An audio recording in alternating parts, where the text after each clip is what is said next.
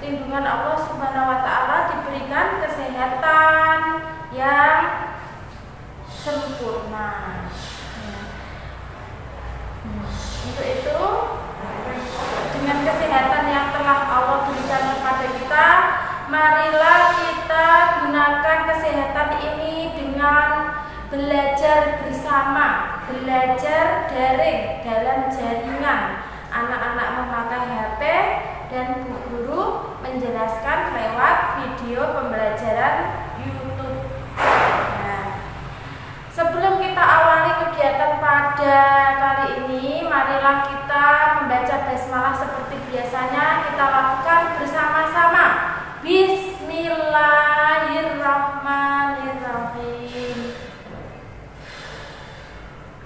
Anak-anak, HP-nya chapter 1. Kita masuk speaking, masih dalam materi human body, melanjutkan yang kemarin.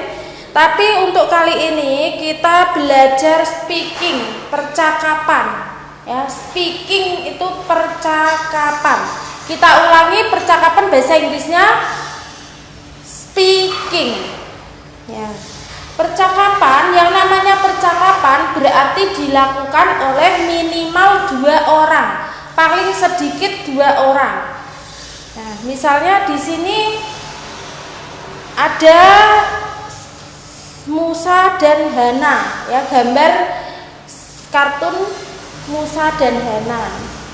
Ya, Musa berkata, "What are eyes for?" Kemarin kita sudah belajar eyes. Berarti apa kemarin? Mata. What are eyes for? Berarti mata ini untuk apa? Jawaban Hana apa? Jawaban Hana, eyes are for seeing. For seeing. Mata digunakan untuk melihat. Ya, mata digunakan untuk melihat. For seeing. See itu melihat. Kemudian ada rumusnya. Ya, tidak hanya matematika saja yang mempunyai rumus, tetapi dalam percakapan bahasa Inggris juga ada rumus untuk menanyakan kegunaan anggota tubuh ini. Yang pertama, untuk menanyakan kegunaan salah satu bagian tubuh itu ada 2 macam. Kalau yang ditanyakan anggota tubuh kegunaannya itu jumlahnya 1 atau tunggal, yang jumlahnya 1 itu apa saja? Hidung, mulut. Kemudian yang satu apa ya? Lidah. Ya. Kalau yang jumlahnya 2 atau lebih dari 1, 3 tidak ada ya, 3 ya anggota, yang banyak itu gigi paling banyak. Lebih dari 1 itu namanya jamak. Kalau yang ditanyakan anggota tubuhnya, kegunaan anggota tubuh lebih dari 1, misalnya kegunaan tangan kan 2, dan kegunaan gigi, kemudian mata itu pakai A. Perhatikan di depan. Yang kedua, rumus untuk menanyakan kegunaan salah satu anggota bagian tubuh yang jumlahnya lebih dari 1. Rumusnya diawali dengan kata what, kemudian R, kemudian nama salah satu anggota tubuhnya, kemudian for. Ya. Yang pertama tadi tunggal itu what, kemudian is, kemudian anggota tubuh yang jumlahnya 1, kemudian for. Seperti untuk menanyakan apa kegunaan hidung, apa kegunaan mulut, itu menggunakan what is apa what are. What is, karena jumlah mulut dan hidung hanya 1. Maka kalau untuk menanyakan kegunaan hidung, bagaimana kalimatnya? What is nose for? Kalau mulut, what is mouth for? Nah, sekarang untuk menanyakan mata, tangan, dan kaki, kegunaannya. What is apa what are? what are. Betul, karena jamak itu jumlahnya lebih dari satu. Ya, mata kita ada dua, kemudian tangan kita ada dua, kaki kita juga ada dua, maka menggunakan what are. Apa kegunaan mata bahasa Inggrisnya? Mata untuk apa? What are eyes for? Kemudian apa kegunaan tangan? Untuk apa tangan? What are hand for? Apa kegunaan kaki? What are feet for? Ya. Selanjutnya kalimat nomor 2, kalimat yang digunakan untuk menanyakan alat atau benda apa yang digunakan untuk melakukan sesuatu. Ya. Rumusnya, what do you use for? Kegunaannya, what do you use for saying? Tadi saying apa? Melihat. Artinya apa yang kamu gunakan untuk melihat? Apa yang digunakan untuk melihat? Jawabannya, I use my eyes for saying. Saya menggunakan mata untuk melihat. Sekarang menanyakan apa yang digunakan untuk mendengar. Bagaimana rumusnya? What do you use for mendengar? Apa bahasa Inggrisnya? Hearing. Ya, hearing. What do you use for hearing? What do you use for hearing? What do you use for hearing? What do you use for hearing? Silakan dilakukan di rumah berulang-ulang. What do you use for hearing? What do you use for hearing? Apa yang kamu gunakan untuk mendengar? Apa jawabannya? I use itu menggunakan. I saya. I use my telinganya apa? Ear. I use my ear for hearing.